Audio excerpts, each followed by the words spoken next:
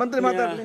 ಅಧ್ಯಕ್ಷರೇ, ಸುರೇಶ್ ಕುಮಾರ್ ಅವರು ನನಗೆ ಭಾಳ ಅಪಾರವಾದ ಗೌರವ ಇದೆ ನಿಮ್ಮ ಮೇಲೆ. ಕಾನೂನು ಸಚಿವರಾಗಿದ್ದವ್ರು, ನಮ್ಮ ಕಾನೂನು ಸಚಿವರು ಇದ್ದಾರೆ. ಅಲ್ಲ ಹೇಳ್ತೀನಿ, ಮುಂದಕ್ಕೆ ಹೇಳೋ ತನಕ ನೀವು ತಡ್ಕೊಳ್ಳೋದಿಲ್ಲ ಅಂದರೆ ಏನು ಮಾಡೋದು? ಸ್ವಲ್ಪ ಕೇಳಿ.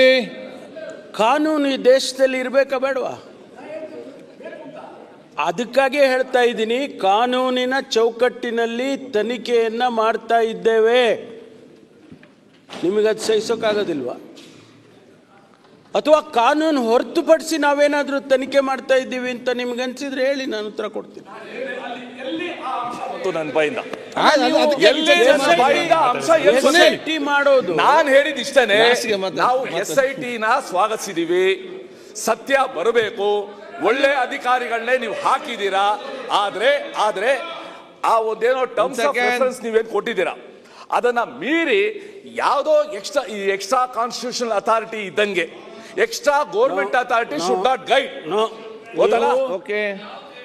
ಆಮೇಲೆ ದಯವಿಟ್ಟು ಸುರೇಶ್ ಸುರೇಶ್ ಕುಮಾರ್ ಅವರೇ, 164 ಸ್ಟೇಟ್ಮೆಂಟ್ ಹೊರತುಪಡಿಸಿ ನನಗೂ ಗೊತ್ತಿಲ್ಲ 164 ಸ್ಟೇಟ್ಮೆಂಟ್ ಅಲ್ಲಿ ಏನ್ ಬಂದಿದ್ದೀನಿ ಹೇಳಿದ್ದಾನೆ ಅವನು ಮ್ಯಾಜಿಸ್ಟ್ರೇಟ್ ಮುಂದೆ ಅಂತ ಹೇಳಿ.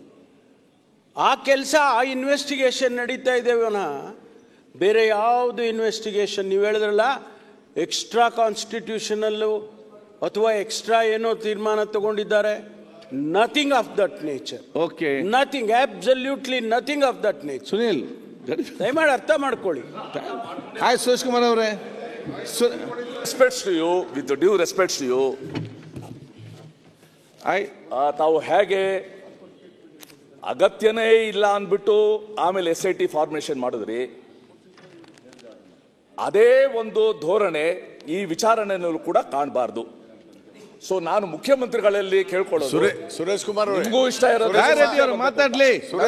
ಸುರೇಶ್ ಕುಮಾರ್ ಅವರೇ, ನಿಮಗೂ ನ್ಯಾಯ, ನನಗೂ ನ್ಯಾಯ ಬರ್ಬೇಕು, ನ್ಯಾಯ ಬರ್ಬೇಕು. ಸುರೇಶ್ ಕುಮಾರ್, ಅಲ್ಲಿವರೆಗೂ ಈ ಸ್ಪೆಕ್ಯುಲೇಟಿವ್ ಟ್ರಯಲ್, ಸೋಷಿಯಲ್ ಮೀಡಿಯಾ ನಿಲ್ಲಿಸಲಿಕ್ಕೆ ಶಿವಲಿಂಗ ಅವರೇ ಮಾತಾಡಿ.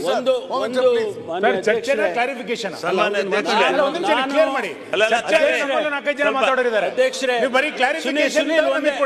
ಸುನೀಲ್ ಒಂದೇ ಸುನೀಲ್ ಅವರೇ ಒಂದೇ ಒಂದು ಕ್ಷಣ. ಶಿವಲಿಂಗ ಅವ್ರೆ ಅಧ್ಯಕ್ಷರೇ ಒಂದ್ ಸೆಕೆಂಡ್ ಆಯ್ತು. ಕ್ಲಾರಿಫಿಕೇಶನ್ ಅವಕಾಶ ಇದೆ. ಕ್ಲಾರಿಫಿಕೇಶನ್ ಕೂತ್ಕೊಳ್ಳಿ. ಮಾನ್ಯ ಅಧ್ಯಕ್ಷರೇ, ನಾನು ಸುರೇಶ್ ಅವರಿಗೆ ಹೇಳೋದಕ್ಕೆ ಬಯಸ್ತೀನಿ, ಮಾನ್ಯ ವಿರೋಧ ಪಕ್ಷದ ಸದಸ್ಯರಿಗೆ, ನಾಯಕರಿಗೆ, ಶಿವಲಿಂಗ ಸುನೀಲ್ ಕುಮಾರ್ ಅವರಿಗೆ ಪ್ರಸ್ತಾಪ ಮಾಡಿದ್ದು, ನಾನು ಗೃಹ ಸಚಿವನಾಗಿ ಇರೋವರೆಗೆ ಯಾವುದೇ ಎಕ್ಸ್ಟ್ರಾ ಕಾನ್ಸ್ಟಿಟ್ಯೂಷನಲ್ ಆಕ್ಟಿವಿಟಿ ಈ ಒಂದು ತನಿಖೆಯಲ್ಲಿ ಆಗೋಕೆ ಬಿಡೋದಿಲ್ಲ. ಸತ್ಯ ಹೊರಗೆ ತರ್ತೀವಿ. ಪ್ರತಿಯೊಂದು ಅವ್ರು ಹೇಳಿದ್ರಲ್ಲ ಮಾನ್ಯ ಉಪಮುಖ್ಯಮಂತ್ರಿಗಳು, ಯಾರ್ದೋ ಷಡ್ಯಂತ್ರ ಇದೆ. ಎಸ್, ಷಡ್ಯಂತ್ರ ಇದ್ರೆ ಅದು ಆಚೆ ಬರುತ್ತೆ. ಅವನು ತಪ್ಪು ಮಾಡಿದ್ರೆ ಅವನಿಗೂ ಆಚೆ ಬರುತ್ತೆ, ಅದು ಬರುತ್ತೆ ಹೊರಗಡೆ. ಅವನು ಸುಳ್ಳು ಹೇಳಿ ಯಾರ್ದೋ ಮಾತು ಕೇಳ್ಕೊಂಡೇನೋ ಮಾಡಿದ್ದಾನೆ ಅಂತ ಈಗ ಹೇಳಿದ್ರಲ್ಲ, ಮಾಧ್ಯಮದಲ್ಲಿ ಬರ್ತಾ ಇದೆ ಅಂತೇಳಿ, ಅದು ಕೂಡ ಸತ್ಯ ಅಲ್ಲ. ಆದರೆ ಒಂದು ವೇಳೆ ಅಂಥದ್ದೇನಾದರೂ ಇದ್ರೂ ಕೂಡ ಅದು ಆಚೆ ಬರುತ್ತೆ. ಆ ಸತ್ಯವನ್ನು ಕೂಡ ಆಚೆ ತರ್ತೀವಿ. ಅದಕ್ಕಾಗಿ ತಾವು ಸಹಕರಿಸಬೇಕು ಅಂತೇಳಿ ಮಾನ್ಯ ಅಧ್ಯಕ್ಷರೇ ಹೇಳೋದು. ಈಗ ಮೊನ್ನೆ ಚರ್ಚೆ ಆಗಿದೆ, ಮಾನ್ಯ ಮಂತ್ರಿಗಳು ಉತ್ತರ ಕೊಟ್ಟಿದ್ದಾರೆ. ಈಗ ಇವತ್ತು ಕ್ಲಾರಿಫಿಕೇಶನ್ ಎಲ್ಲ ಕೇಳಬಹುದು. ಒಂದ್ ಸೆಕೆಂಡ್ ಶಿವಲಿಂಗ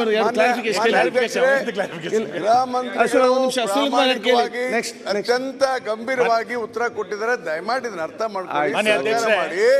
ಮತ್ತು SIT ಯಾಕೆ ಮಾಡಬೇಕಾಯ್ತು ಅದನ್ನ ಹೇಳಿದ್ದಾರಲ್ಲ, ಎಷ್ಟು ಸಲ ಹೇಳಿದ್ದಾನೆ ಹೇಳ್ತೀರಿ. ರೆಡ್ಡಿ ಅವ್ರು ಹೇಳಿದ್ದಾರೆ, ಅದು ಹೇಳಿದಾರಲ್ಲ, ಮತ್ತೆ ಅದನ್ನ ಯಾಕೆ ಮತ್ತೆ ಮತ್ತೆ ಚರ್ಚೆ ಮಾಡ್ತೀರಿ? Fair answer. You can't expect more than this. He has given a very fair answer. Okay. ಮಾನ್ಯ ಅಧ್ಯಕ್ಷರೇ, ನೆಕ್ಸ್ಟ್ ಕೊಡ್ತೇನೆ.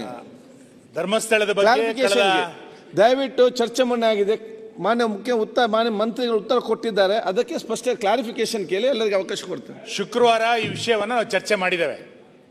ಶುಕ್ರವಾರದ ನಂತರ 2 ದಿನದ ಬೆಳವಣಿಗೆಗಳು ಏನೇನಾಗಿದೆ ಅಂತ ನಿಮಗೆ ಗೊತ್ತಿದೆ. ಮಾನ್ಯ ಗೃಹ ಸಚಿವರು ದೇಶದ ನಂಬರ್ 1 ಗೃಹ ಸಚಿವರು ಅಂತ ಅವರೇ ಮೊನ್ನೆ ಹೇಳ್ಕೊಂಡಿದ್ದಾರೆ. ನಿಮ್ಮ ಸರ್ವೆ ಹೇಳಿ, ಸಾರಿ ಸ್ವಲ್ಪ ಕರೆಕ್ಷನ್ ಬರಲಿ. ಈಗ ಅದನ್ನು ವಿಕಿಪೀಡಿಯಾದವರು ಹೇಳಿದ್ದಾರೆ ಅಂತ ಹೇಳಿದ್ರಿ. ಗೋಪಾಲ್ ಕೃಷ್ಣ ಅವರೇ, ಅದೇ ನಾವು ನಿಮ್ಮನ್ನು ನಂಬ್ತೀವಿ ಸರ್, ಅವರು ನಂಬಲ್ಲ. ಹಾಗಾಗಿ ಆಯ್ತಪ್ಪ, ಈ ವಿಷಯಕ್ಕೆ ಸಂಬಂಧಪಟ್ಟಂತೆ ರಾಜ್ಯದ ಜನರ ಭಾವನೆ ಏನಿತ್ತು ಅದಕ್ಕೆ ಸ್ಪಂದನವನ್ನ ಮಾಡಿ ಉತ್ತರವನ್ನ ಕೊಡ್ತಾರೆ ಅಂತ ನಾನು ನಿರೀಕ್ಷೆ ಮಾಡಿದ್ದೆ. ನಾನು ಬಹಳ ಸ್ಪಷ್ಟ ಮಾಡೋದೇನು ಅಂತಂದ್ರೆ, ಮಾನ್ಯ ಗೃಹ ಸಚಿವರೇ, ನಾವು ಅಥವಾ ನಮ್ಮ ಪಾರ್ಟಿ SIT ರಚನೆಗೆ ಯಾವತ್ತೂ ಕೂಡ ವಿರೋಧ ಮಾಡಲಿಲ್ಲ. ನೀವು ಇದರ ಹಿಂದೆ ಸತ್ಯ ಹೊರಗೆ ಬರಬೇಕೇನಿದೆ ಅಂತ ಏನು ಹೇಳ್ತಾ ಇದ್ದೀರಿ, ಅದ್ರ ಬಗ್ಗೆ ನಮ್ದೇನು ವಿರೋಧ ಇಲ್ಲ. ನಾವು ಆದ್ರೆ ಮೊನ್ನೆ ಚರ್ಚೆ ಮಾಡಿದ ವಿಷಯದಲ್ಲಿ ನೀವು ಇವತ್ತು ಆನ್ಸರ್ ಮಾಡದಲ್ಲೇ ಇರೋದು ಏನು ಅಂತ ಕೇಳಿದ್ರೆ, ನಾವೇನು ಹೇಳಿದ್ದು, ನಾನು ಅವತ್ತು ವಿಷಯ ಎತ್ತಿದ್ದೇನು, ಈ ತನಿಖೆಯ ನೆಪದಲ್ಲಿ ಯೂಟ್ಯೂಬ್ಗಳನ್ನು ಬಳಸಿಕೊಂಡು ಸಾವಿರಾರು ಅಪಪ್ರಚಾರಗಳನ್ನು ಮಾಡ್ತಾ ಇದ್ದಾರಲ್ಲ, ಅವ್ರ ಮೇಲೆ ಏನು ಕ್ರಮ ತೆಗೆದುಕೊಳ್ತಾ ಇದ್ದೀರಿ ಅಂತ. SIT ಗುಂಡಿ ತೆಗೆದಿದೆ, ಯಾವುದೋ ಬುರ್ಡೆ ಸಿಕ್ಕಿದೆ, ಅದು ವಾದ ಬೇರೆ. ಇವತ್ತು ಇದರ ಹಿಂದೆ ಬಹಳ ದೊಡ್ಡ ಪ್ರಮಾಣದಲ್ಲಿ ಒಂದು ಷಡ್ಯಂತರ ನಡೆದಿದೆ ಅನ್ನೋದನ್ನ ಸ್ವತಃ ಉಪಮುಖ್ಯಮಂತ್ರಿಗಳೇ ಹೇಳಿದ್ದಾರೆ. ಯಾವ ಷಡ್ಯಂತರ ಅನ್ನೋದನ್ನ ಅವ್ರು ಸ್ಪಷ್ಟ ಮಾಡಬೇಕಾಗಿತ್ತು. ನಾವ್ ಹೇಳೋದೇನು ಅಂತಂದ್ರೆ, ಒಬ್ಬ ಮುಸುಕುದಾರಿ ಅಲ್ಲ ಇದರ ಹಿಂದೆ 16 ಜನ ಮುಸುಕು ಹಾಕೊಂಡು ಕೆಲಸ ಮಾಡ್ತಿದ್ದಾರೆ. 116 ಜನ ಮುಸುಕು ಹಾಕೊಂಡು ಕೆಲಸ ಮಾಡ್ತಿದ್ದಾರೆ. ಈ ಷಡ್ಯಂತರದ ವಿರುದ್ಧ ಏನ್ ಮಾಡಿದಿರಿ ನೀವು?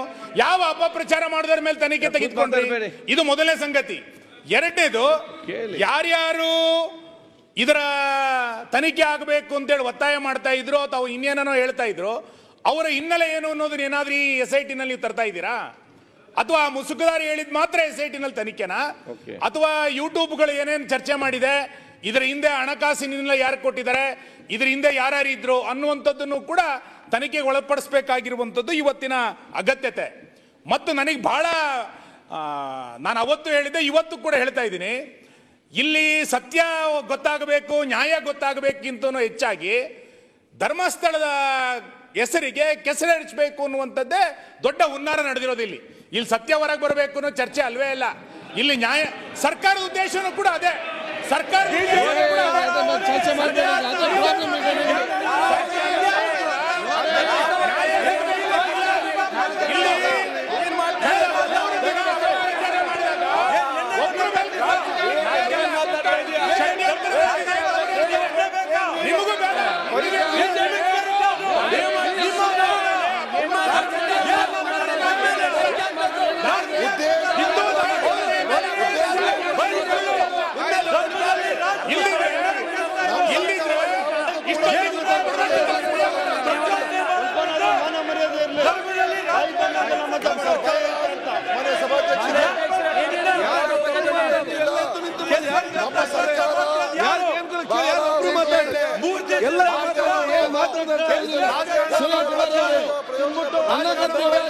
ಪರಸ್ಪರ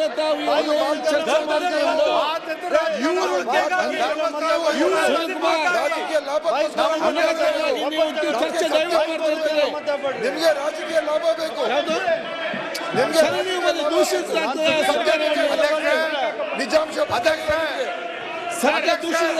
ಇದರ ಕ್ಲಾರಿಫಿಕೇಶನ್ ಕೇಳೋದು. ಸರ್, ಸಭಾಧ್ಯಕ್ಷರೇ, ಮಾನ್ಯ ಅಧ್ಯಕ್ಷರೇ, ಇಲ್ಲಿ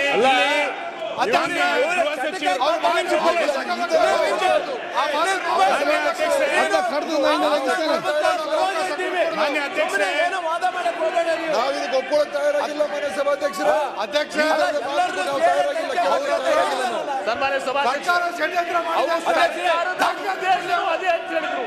ನಾವೆಲ್ಲ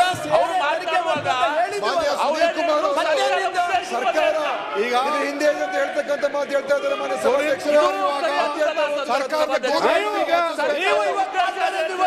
ಸುನೀಲ್ ಕುಮಾರ್ ಮಾನ್ಯ ಅಧ್ಯಕ್ಷರೇ, ಸುನೀಲ್ ಕುಮಾರ್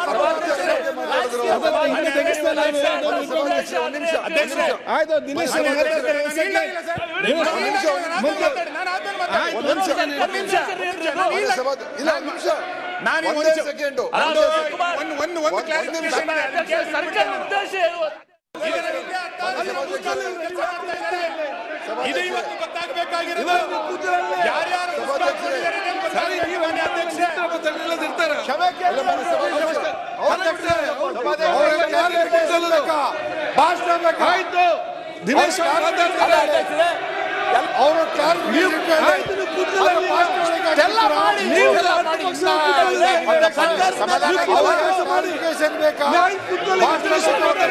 ಅವರು ಸರ್ಕಾರದ ಇವರ ನಿರ್ದೇಶನದಲ್ಲಿ ಎಲ್ಲ ಕೂತ್ಕೊಳ್ಳಿ. ಯಾಕೆ ನಿಂತಿದ್ದೀರಿ? ಕೂತ್ಕೊಳ್ಳಿ. ಪ್ರತಿಪಕ್ಷ ಕೂತ್ಕೊಳ್ಳಿಕ್ಕೆ ಹೇಳ್ತೀವಿ.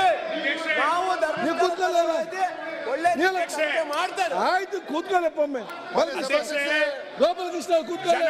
ಆಕ್ರೋಶದಿಂದ ಇವರ ಹೈಕಮಾಂಡ್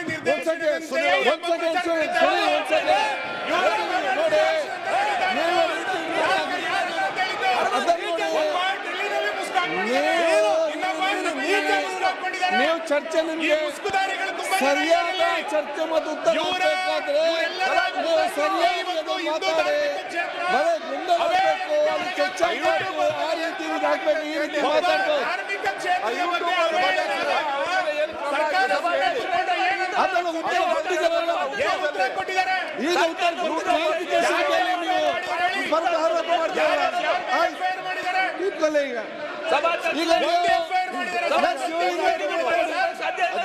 ಶಿವಲಿಂಗ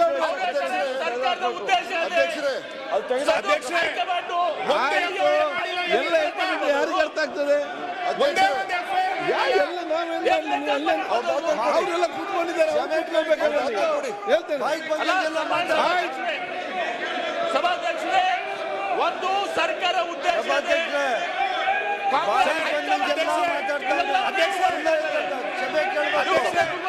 ನಾನು ಕೇಳ್ತಾ ಇರೋದು, ಅಪಪ್ರಚಾರ ಮಾಡಿದ ಮೇಲೆ ಯಾರ ಮೇಲೆ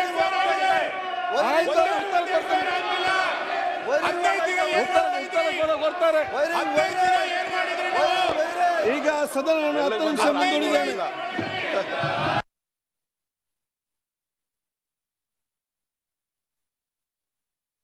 ಸದನದಲ್ಲಿ ಇವತ್ತು ಸದನದಲ್ಲಿ ಧರ್ಮಸ್ಥಳದಲ್ಲಿ ಹೂತಿಟ್ಟ ಶವಗಳ ಒಂದು ಉತ್ಖನನ ಕಾರ್ಯದ ಸಂಬಂಧಪಟ್ಟಂತೆ, ಜೊತೆಗೆ SIT ಏನು ರಚನೆಯಾಗಿದೆ ಅದರ ಸಂಬಂಧಪಟ್ಟಂತೆ ಸಾಕಷ್ಟು ಬಿರುಸಿನ ಚರ್ಚೆ ನಡೆದಿದೆ. ಈ ಸಂದರ್ಭದಲ್ಲಿ ಬಿಜೆಪಿಯ ನಾಯಕರು ಸುನೀಲ್ ಕುಮಾರ್ ಅವರು ಮಾತನಾಡ್ತಾ, ಇಲ್ಲಿ ಧರ್ಮಸ್ಥಳದ ಒಂದು ಹೆಸರಿಗೆ, ಪಾವಿತ್ರ್ಯತೆಗೆ ಧಕ್ಕೆ ತರುವಂತಹ ಒಂದು ಷಡ್ಯಂತ್ರ ನಡೆದಿದೆ, ಇದೇ ಉದ್ದೇಶ ಸರ್ಕಾರದ್ದು ಕೂಡ ಆಗಿದೆ ಅನ್ನುವಂಥ ಒಂದು ಮಾತುಗಳನ್ನು ಹೇಳಿದ್ರು. ಅದಕ್ಕೆ ಸರ್ಕಾರದ ಕಡೆಯಿಂದ ಸಚಿವರಾಗಿರುವಂತಹ ದಿನೇಶ್ ಗುಂಡೂರಾವ್ ಅವರು ಸೇರಿದಂತೆ ಬೇರೆ ಬೇರೆ ಸಚಿವರು ಕೂಡ ಆಕ್ಷೇಪವನ್ನು ವ್ಯಕ್ತಪಡಿಸಿದ್ರು. MB ಪಾಟೀಲ್ ಅವರು ಕೂಡ ಮಾತನಾಡ್ತಾ, ಸುನೀಲ್ ಕುಮಾರ್ ಅವರು ಈ ಮಾತುಗಳನ್ನು ವಾಪಸ್ ಪಡಿಬೇಕು, ಸರ್ಕಾರದ ಬಗ್ಗೆ ಈ ರೀತಿಯಾದಂತಹ ಆರೋಪ ಸರಿಯಲ್ಲ.